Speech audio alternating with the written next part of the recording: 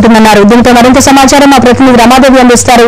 Ramadevi, DSC అభ్యర్థుల ఆందోళనపై సర్కార్ reaction ఏంటి? సర్కార్ స్పందన తర్వాత అభ్యర్థుల ఆందోళన విరమించారా?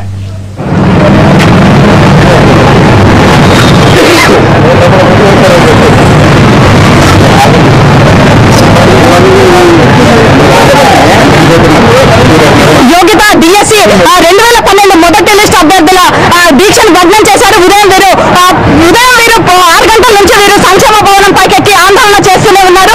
అయితే ప్రభుత్వం పలు దఫాలుగా విజ్ఞప్తి చేసింది. అయినప్పటికీ కూడా వీరు ఆందోళనని కొనసాగిస్తూనే ఉన్నారు.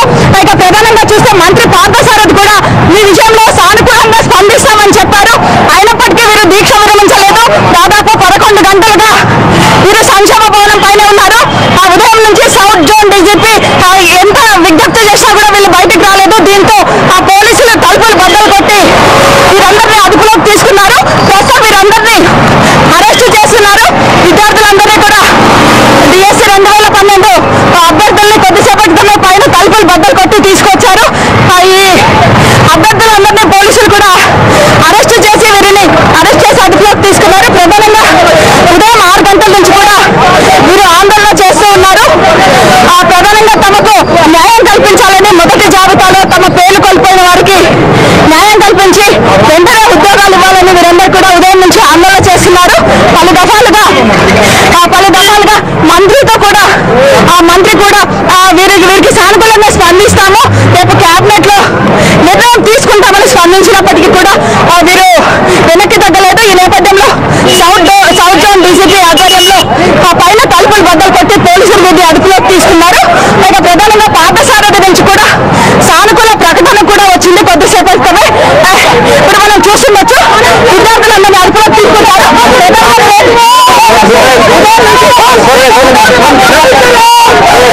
ఉదయం నుంచి కూడా వీరందరూ కూడా బిల్డింగ్ సంక్షేమ భవనం పైకెక్కి ఆందోళన కార్యక్రమం నిర్వహించారు.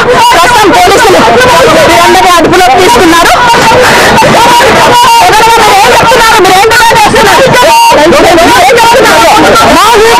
వెంటనే ఉద్యోగాలు స్కూల్ సాగేలకు ఇవ్వాలని మా ప్రధానమైనటువంటి మేడం. ఇప్పటికే 6 నెలల నుంచి ప్రతి ఆఫీసర్ తోటి తిరిగినా కూడా ఈ ఆఫీసర్ మమ్మల్ని పట్టించుకోలేదు మేడం. అందుకే ఇలాంటి చర్యలు తీసుకోవాల్సి ప్రధానంగా తమను అరెస్ట్ చేసినా కూడా ఆందోళన విరమించబోయే ప్రసక్తే లేదని, తాము ఆందోళన తీవ్రతరం చేస్తామని కూడా వీరు ప్రకటిస్తున్నారు. పైన ఎక్కిన సంక్షేమ భవనం పైన ఎక్కిన అభ్యర్థులందరినీ కూడా అదుపులోకి తీసుకున్నారు. దాదాపు 100 మంది వరకు అభ్యర్థులు ఉదయం 6 గంటలకు సంక్షేమ భవనం పైకి ఎక్కారు. వారందరూ కూడా ఉదయం 6 గంటల నుంచి సంక్షేమ భవనం పై నుంచి దూకేస్తాము, ఉద్యోగాలు ఇవ్వకపోతే ఎటువంటి చర్యలకైనా వెనుకాడబోము అని ప్రకటించారు. మంత్రి పార్థసారథి స్వయాన తమ లెటర్ హెడ్ పైన ఉద్యోగాలు ప్రకటిస్తున్నట్టు పేర్కొంటేనే తాము ఆందోళన విరమిస్తామని చెప్పారు. అయినప్పటికీ మంత్రి నుంచి కాస్త సానుకూల స్పందన వచ్చింది. రేపు ఉదయం మీతో చర్చిస్తాము, ఆందోళన విరమించండి అని మంత్రి లెటర్ హెడ్ ద్వారా ఒక ఇన్ఫర్మేషన్ వచ్చినప్పటికీ కూడా వీరు సానుకూల స్పందనకు నిరాకరించారు. ఈ నేపథ్యంలో సౌత్ జోన్ డీసీపీ ఆధ్వర్యంలో తలుపులు బద్దలు కొట్టి వీరందరినీ కూడా బయటకు తీసుకొచ్చారు. వీరిని దీక్షను భగ్నం చేశారు. వీరందరినీ కూడా ప్రస్తుతం అరెస్ట్ చేశారు. చెప్పండి, మీ సహచరులను అరెస్ట్ చేశారు. వారందరినీ హత్యాపూరితమైన చర్యలతో వీళ్ళందరినీ అరెస్ట్ చేస్తున్నారు. వాళ్ళు సామరస్యంగా నిరసన వ్యక్తం చేస్తుంటే కూడా వాళ్ళందరినీ అమానుషంగా పోలీసు వర్గాలు ఎటువంటి మద్దతు తెలుపకుండా అసలు స్వతంత్ర భారతంలో అసలు ఉందా లేదా, ప్రజలకు అవకాశం ఉందా లేదా, వాళ్ళని తెలుసుకునే అవకాశం ఉందా లేదా అని అనిపిస్తుంది. భవిష్యత్ కార్యాచరణ ఏదైనా ఉండబోతుంది. భవిష్యత్ కార్యాచరణ ఉంటుంది, భవిష్యత్తు తీవ్రంగా ఉంటుంది. ప్రస్తుతం చూడొచ్చు, అందరినీ ఉదయం నుంచి దీక్ష చేస్తున్న డిఎస్సీ అభ్యర్థులందరినీ కూడా పోలీసులు అరెస్టు చేసి తరలిస్తున్నారు. ఉదయం నుంచి దాదాపు 100 మంది అభ్యర్థులు సంక్షేమ భవనం పైకి ఎక్కి వీరందరూ కూడా ఆందోళన కార్యక్రమం నిర్వహిస్తున్నారు. వీరందరూ కూడా ఎన్నిసార్లు విజ్ఞప్తి చేసినా కూడా అక్కడనే చెవిన పెట్టారు. మంత్రి నుంచి క్లియర్కి ఫ్యాక్స్ కూడా వచ్చింది. మీ విషయంలో సానుకూలంగా స్పందిస్తున్నాము, న్యాయపరమైన చిక్కులు ఎటువంటివి ఎదుర్కాకుండా చూద్దామనే ఉద్దేశంతోనే ಸ್ವಲ್ಪ ఆలస్యం అవుతుందని మంత్రి స్వయాన ఆయన లెటర్ హెడ్ పైన నోట్ పంపారు. ప్రధానంగా చూస్తే రేపు క్యాబినెట్ సమావేశంలో కూడా ఈ అంశాన్ని ప్రస్తావిస్తామని కూడా ఒక లెటర్ హెడ్ శూన్య చర్యల సంఘం ఆధ్వర్యంలో పంపారు. చెప్పండి మంత్రి, మీ ద్వారా ఏం మెసేజ్ పంపారు? మంత్రి గారు ఈ సమస్యను సానుకూలంగా స్పందించాలని చెప్పేసి, ఇలా సమస్యను పరిష్కరించాలని చెప్పేసి ఇప్పుడు లీగల్ అడ్మిన్స్ ఉండడం వల్లనే ఈ సమస్య కొంత ఆలస్యం చెప్పేసి ఖచ్చితంగా రేపు క్యాబినెట్ లో దీనికి సంబంధించి పూర్తి స్థాయిలో చర్చ చేసి ముఖ్యమంత్రి గారిని ఒప్పించడం ద్వారా ఈ విద్యార్థులకు 100% న్యాయం చేస్తామని చెప్పారు. రేపు ఉదయం 10 గంటలకు వీళ్ళ యొక్క అభిప్రాయం తెలుసుకోవడానికి క్యాబినెట్ సమావేశం కంటే ముందుగానే వీళ్ళతో మాట్లాడడానికి కూడా ఒప్పించడం జరిగింది. కాబట్టి ఏది ఏమైనా పోలీసులు కూడా వాళ్ళను తీసుకొని కిందికి రావడం జరిగింది. కాబట్టి ఖచ్చితంగా కుట్రపూరితంగా మా దీక్షను పోలీసులు భగ్నం చేశారని ఆరోపిస్తున్నారు. లేదు, కుట్రపూరితం అనేటువంటిది పోలీసులు చేసినటువంటిది కొంతసేపు అయితే వాళ్ళు కూడా ఆలోచన చేసేవాళ్ళు. కానీ ప్రభుత్వం కూడా దీనికి సంబంధించి పూర్తి స్థాయిలో ఖచ్చితంగా ఒక సమస్య పరిష్కారం కోసం ఆలోచన చేస్తూ ఉంది. ఖచ్చితంగా ఈ సమస్య పరిష్కారం అవుతాయనే ఆశాభావాన్ని నేను వ్యక్తం చేస్తాను. అయితే ప్రధానంగా చూస్తే అభ్యర్థులు మాత్రం కుట్రపూరితంగా తమను అరెస్ట్ చేశారంటారు. మహిళా అభ్యర్థులను కూడా అదుపులోకి తీసుకుంటారు. దాదాపు 20 మంది మహిళా అభ్యర్థులను వీరందరూ కూడా అదుపులోకి తీసుకుంటారు. ప్రధానంగా వీరందరూ కూడా పోలీసుల ఆధ్వర్యంలో తలుపులు బద్దలు కొట్టి బయటకు తీశారు.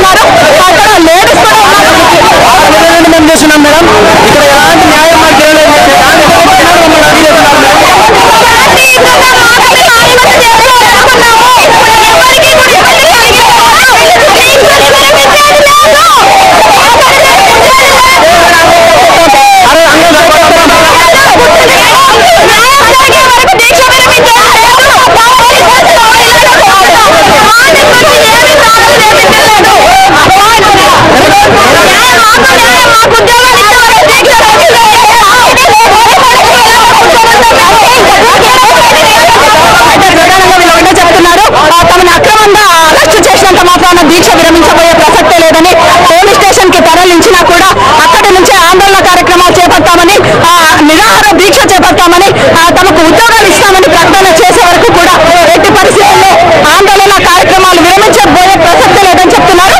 ప్రస్తుతం పోలీసులు వీరందరినీ కూడా అదుపులోకి తీసుకున్నారు. అదుపులోకి తీసుకుని స్టేషన్ కి తరలిస్తున్నారు. చాలా మంది అంటే దాదాపు అందరు అభ్యర్థులను 100 మంది అభ్యర్థుల పైగా వీరందరినీ కూడా అదుపులోకి తీసుకున్నారు. అంటే గతంలో కూడా మీరు ఒకసారి సంక్షేమ భవన్కి ఈ విధంగా ఆందోళన కార్యక్రమం నిర్వహించారు. సూపర్ నెంబర్ పోస్టులు ఇస్తామని అప్పుడే అది సరిపడలే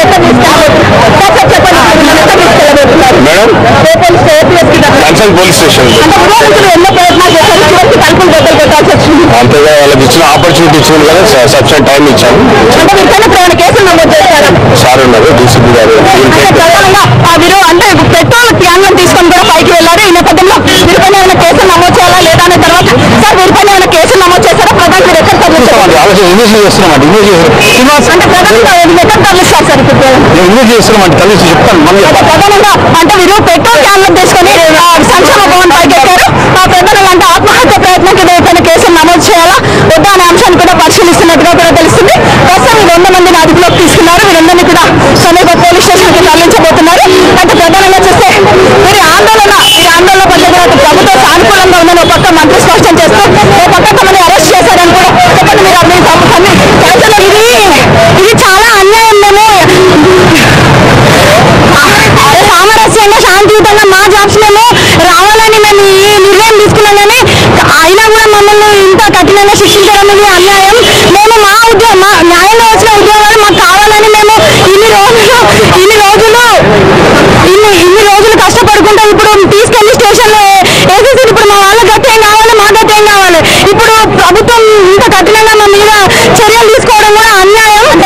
సానుకూలంగా ఒక లెటర్ పంపారు. అది సానుకూల లెటర్ కాదు, అలాంటి హామీ లెటర్లు ఎన్నో వచ్చినాయి మాకు. అలాంటి హామీ లెటర్లు మాకు ఎన్నో వచ్చినాయి. మేము ఇప్పుడు నమ్మే పొజిషన్ లో లేకనే ఇంత పరిస్థితికి దిగారు. మంత్రి లెటర్ను నమ్మరు, మీరు నమ్మలేని పరిస్థితి. ఎన్నోసార్లు మంత్రి గారు పేపర్కి కూడా సూపర్ నెంబర్ పోస్టులు క్రియేట్ చేసి ఇస్తున్నామని చెప్పారు, కానీ ఏది కూడా మా పట్ల తనకు అనుకూలంగా లేదు. గతంలో చూస్తే మంత్రి పంపిన లెటర్ని మా తమ ఎట్టి పరిస్థితిలో నమ్మబోమని, గతంలో కూడా ఇటువంటి లెటర్లు చాలా ఇచ్చారని మీరు ఆరోపిస్తున్నారు. ప్రధానంగా చూస్తే ఆందోళనలు రేపటి నుంచి తీవ్రతరం చేస్తామని కూడా ప్రకటిస్తున్నారు. ఎక్కడ అరెస్ట్ చేసి తరలించారో అక్కడ హంగర్ స్ట్రైక్ చేస్తామని కూడా మీరు అంటున్నారు. Mahalakshmi, thank you very much Ramadevi. ఇప్పుడు ఒక బ్రేక్ తీసుకున్నాం. బ్రేక్